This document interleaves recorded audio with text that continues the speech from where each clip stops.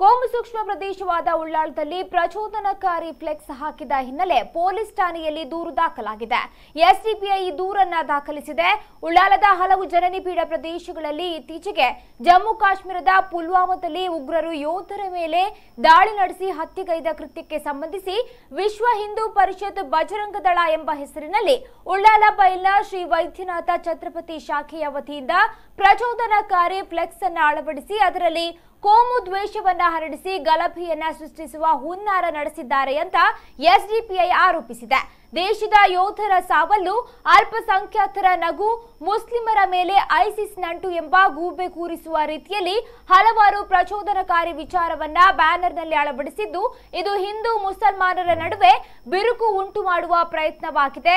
ಆದುದರಿಂದ ಪೊಲೀಸ್ ಇಲಾಖೆ ಕೂಡಲೇ ಅಂತವರ ಮೇಲೆ ಕಾನೂನು ಕ್ರಮ ಜರುಗಿಸಲು ಆಗ್ರಹಿಸಿ ಎಸ್ಡಿಪಿಐ ಪಕ್ಷದ ಉಳ್ಳಾಳದ ಕಾರ್ಯಕರ್ತರು ಉಳ್ಳಾಳ ಪೊಲೀಸ್ ಠಾಣೆಯಲ್ಲಿ ದೂರನ್ನ ನೀಡಿದ್ದು ಪ್ರಕರಣ ದಾಖಲಾಗಿದೆ.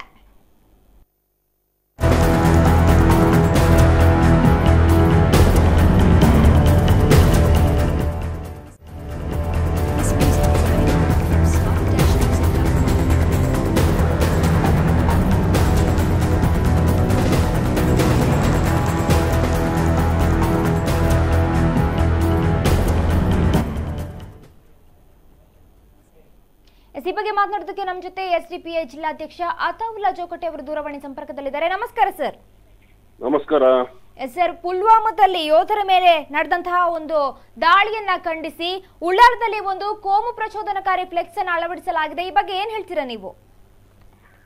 ನೋಡಿ, ಪ್ರಥಮವಾಗಿ ಇಲ್ಲಿ ಜಮ್ಮು ಕಾಶ್ಮೀರದ ಪುಲ್ವಾಮಾದಲ್ಲಿ ಏನು ಉಗ್ರರು ಅಲ್ಲಿ ಒಂದು ಸ್ಫೋಟ ಮಾಡಿದ್ದಾರ, ಅದರ ಬಗ್ಗೆ ನಾವು ಎಸ್ಡಿಪಿಐ ಜಿಲ್ಲಾಧ್ಯಕ್ಷನಾಗಿ ನಾನು ಖಂಡಿಸ್ತಾ ಇದ್ದೇನೆ. ಎರಡನೇದಾಗಿ ಇದರ ಹೆಸರಲ್ಲಿ ಅಲ್ಪಸಂಖ್ಯಾತರ ಮೇಲೆ ಗೂಬೆ ಕೂರಿಸುವಂತ ಒಂದು ಪ್ರಯತ್ನ ಇಲ್ಲಿ ಸಂಘ ಪರಿವಾರದವರು ವ್ಯವಸ್ಥಿತವಾಗಿ ಮಾಡ್ತಾ ಇದ್ದಾರೆ. ಅದು ಕೂಡ ಖಂಡನೀಯವಾಗಿದೆ.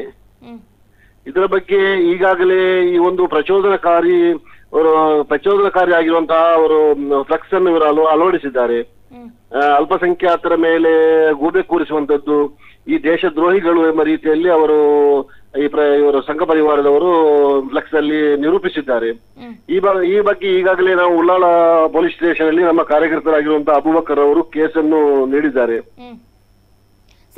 ಈ ಬಗ್ಗೆ ಇಲ್ಲಿ ಪೊಲೀಸ್ ಕಮಿಷನರ್ ಕೂಡ ನಾವು ಈ ಬಗ್ಗೆ ಮಾತಾಡಿದ್ದೇವೆ. ಇದರ ಬಗ್ಗೆ ಕ್ರಮ ಕೈಗೊಳ್ಳಬೇಕು ಅಂತ ಹೇಳಿದ್ದೇವೆ ನಾವು. ಓಕೆ ಸರ್, ಆ ಒಂದು ಫ್ಲೆಕ್ಸ್ ನಲ್ಲಿ ಕೆಲವೊಂದು ಮೆಸೇಜ್ ಗಳ ಸ್ಕ್ರೀನ್ ಶಾಟ್ ಅನ್ನ ಹಾಕಿದ್ದಾರೆ. ಇದರ ಬಗ್ಗೆ ಏನ್ ಹೇಳ್ತೀರಾ? ನೋಡಿ, ಇಲ್ಲಿ ಈ ಮಂಗಳೂರು ಮುಸ್ಲಿಂ ಫೇಸ್ಬುಕ್ ಒಂದು ಪೇಜ್ ಇದೆ. ಅದನ್ನು ಕೂಡ ಅಲ್ಲಿ ಉಲ್ಲೇಖಿಸಲ್ಪಟ್ಟಿದೆ. ಇದರ ಬಗ್ಗೆ ಕೂಡ ನಾವು ಪೊಲೀಸ್ ಕಮಿಷನರ್ ಅಲ್ಲಿ ಮತ್ತು ಪೊಲೀಸ್ ಮುಖ್ಯ ಅಧಿಕಾರಿಗಳಲ್ಲಿ ನಾವು ಕೂಡ ಹೇಳಿದ್ದೇವೆ.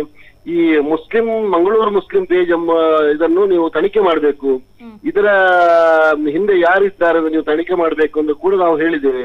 ಆದ್ರೂ ಕೂಡ ಇಷ್ಟವರೆಗೆ ಪೊಲೀಸ್ ಇಲಾಖೆ ಅದರ ಹಿಂದೆ ಯಾರಿದ್ದಾರೆ ಎಂಬುದನ್ನು ಕಂಡು ಹಿಡಿಯಲಿಕ್ಕೆ ಪೊಲೀಸ್ ಇಲಾಖೆಗೂ ಸಾಧ್ಯವಾಗಿಲ್ಲ. ನಾವು ಹೇಳುವಂತದ್ದು ಈ ಮಂಗಳೂರು ಮುಸ್ಲಿಂ ಪೇಜ್ ಅನ್ನು ಕೂಡ ಈ ಸಂಘ ಪರಿವಾರದವರೇ ಕ್ರಿಯೇಟ್ ಮಾಡಿಕೊಂಡು ಅದನ್ನು ನಿರ್ವಹಿಸುತ್ತಿದ್ದಾರೆ ಎಂಬ ಸಂಶಯ ಕೂಡ ನಮಗಿದೆ. ಓಕೆ, ಅತಾವುಲ್ಲಾ ಜೋಕಟೆ, ಧನ್ಯವಾದಗಳು ನಿಮ್ಮೆಲ್ಲ ಮಾಹಿತಿಗಾಗಿ. Okay, thank you.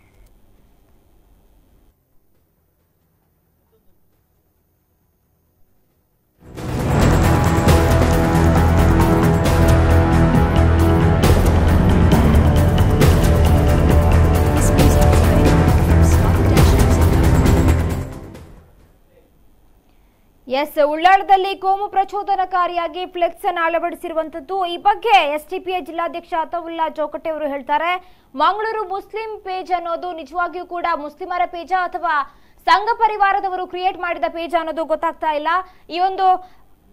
ಈ ಒಂದು ಮೆಸೇಜ್ ಕೂಡ ಆಗಿರಬಹುದು. ಇದರ ಬಗ್ಗೆ ಈಗಾಗಲೇ ಹಲವಾರು ಬಾರಿ ಕಂಪ್ಲೇಂಟ್ ಅನ್ನ ಕೊಟ್ಟಿದ್ದೀವಿ, ಆದ್ರೆ ಯಾವುದೇ ರೀತಿಯ ಒಂದು ತನಿಖೆ ಕೂಡ ಆಗಿಲ್ಲ ಅಂತ ಅವರು ಹೇಳಿದ್ರು. ಅಲ್ಲದೆ ಪುಲ್ವಾಮಾದಲ್ಲಿ ನಡೆದಂತಹ ಯೋಧರ ಮೇಲೆ ನಡೆದಂತಹ ದಾಳಿಯ ಕುರಿತು ನಾವು ಕೂಡ ಖಂಡಿಸ್ತೀವಿ.